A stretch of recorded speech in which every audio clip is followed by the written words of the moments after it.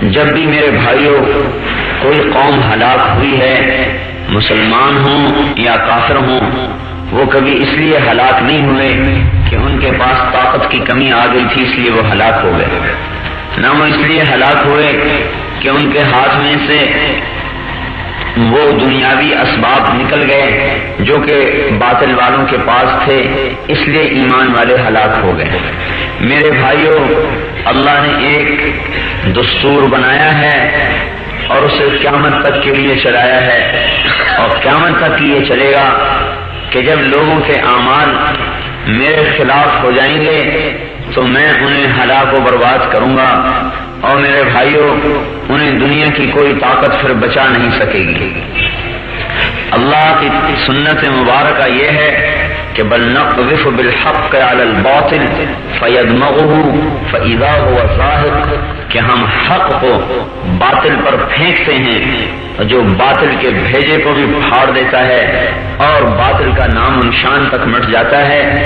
لیکن یہ اس وقت ہوتا ہے جب یہ ایمان والے اور یہ کلمے والے میرے بھائیوں کلمے کو سیکھ لیتے ہیں اور کلمے کا نمونہ بن جاتے ہیں اور کلمے کے مطابق ان کی زندگی ڈھل جاتی ہے۔ اور جب اللہ پکڑنے پر آتے ہیں تو اس وجہ سے نہیں پکڑتے کہ ان کے پاس پیسوں کی کمی آ گئی یا اقتدار کی کمی آ گئی۔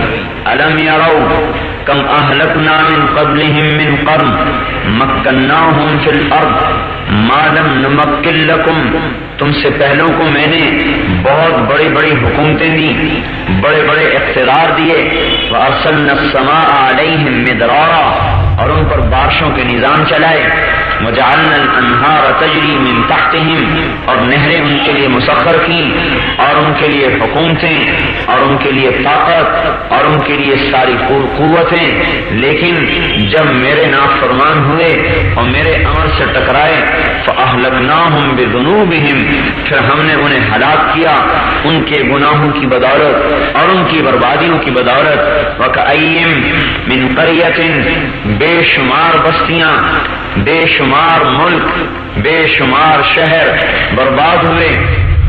کب؟ عتت عن امر ربها ورسلہ، جب وہ میرے سے ٹکرائے اور میرے رسولوں سے ٹکرائے۔ فحاسبناها حسابا شدیدا وعذبناها عذابا نکرا، پھر ہمارا ان پر دردناک عذاب آیا۔ میرے بھائیوں، اللہ جل جلالہ نے نبیوں کے قصے سنا کر اور نبیوں کے واقعات بتلا کر پوری امت مسلمہ کو یہ بتایا ہے کہ میں جب کسی کو پکڑتا ہوں تو میرے پکڑنے کی بنیاد ان کے اسباب کی کمی نہیں ہوتی، بلکہ میری پکڑ کی بنیاد ان کے اندر میں وہ صفات کی کمی ہوتی ہے جو صفات میری رحمت کو کھینچتی ہیں۔ انی اذا اعطیت رضیت، جب تم میرے بندے بنتے ہو میں راضی ہو جاتا ہوں۔ وَإِذَا رَضِيتُ بَارَكْتُ، جب میں راضی ہوتا ہوں تو برکتیں اتارتا ہوں۔ وَلَيْسَ لِبَرْكَتِي نِهَایَةٌ، میری برکت کی کوئی انتہا نہیں۔ وَإِذَا غَضِبْتُ غَضِبْتُ، اور جب تم میرے نافرمان بنتے ہو تو میرا غصہ وجود میں آتا ہے۔ وَإِذَا غَضِبْتُ لَعَنْتُ، اور جب میں غصے میں آتا ہوں تو میری لعنت برستی ہے۔ وَإِنَّ اللَّعْنَةَ مِنِّي تَبْلُغُ الصَّابِعَ مِنَ الْجُلْدِ، اور میری لعنت تمہاری 7 پشتوں تک بھی چلتی چلی جاتی ہے۔ اب کون سی طاقت ہے جو اس قوم کو بچا سکتی ہے، اور کون سی میرے بھائیوں قوت ہے جو اس قوم کو بچا سکتی ہے جس پر اللہ کی لعنت پڑ رہی ہے؟ اور یہ لعنت اس لیے پڑ رہی ہے کہ یہ اللہ کے امر کے باغی ہیں اور یہ اللہ کے نبی کے طریقے کے باغی ہیں۔ اللہ نے قوموں کو ہلاک کیا، برباد کیا، میرے بھائیوں ان کی بدعمالی کی بنیاد پر کیا۔ حضرت عیسیٰ علیہ السلام کا ایک بستی سے گزر ہوا، دیکھا تو سب برباد ہوئے پڑے۔ آپ نے فرمایا کہ ان پر اللہ کا عذاب کا کوڑا برسا ہے۔ ہاں، فصب علیہم ربک صوت عذاب ان ربک لبالمرصاد، تیرے رب کے عذاب کا کوڑا برسا۔ لیکن میرے بھائیوں، آج کے کفر پر اللہ تعالیٰ کے عذاب کا کوڑا کیوں نہیں برس رہا کہ آج کھرا اسلام دنیا میں کوئی نہیں ہے، آج کھرے کلمے والے کوئی نہیں ہیں۔ جس زمانے میں جس وقت میں ماضی میں مستقبل میں، حال میں جب بھی یہ کلمے والے حقیقت والا کلمہ سیکھ لیں گے تو اللہ کے عذاب کا کوڑا بڑی سے بڑی مادی طاقت پر برسے گا، چاہے وہ ایٹم کی طاقت ہو، چاہے وہ تلوار کی طاقت ہو، چاہے وہ حکومت کی طاقت ہو، اللہ کے عذاب کا کوڑا برسے گا جب کلمے والے وجود میں آئیں گے۔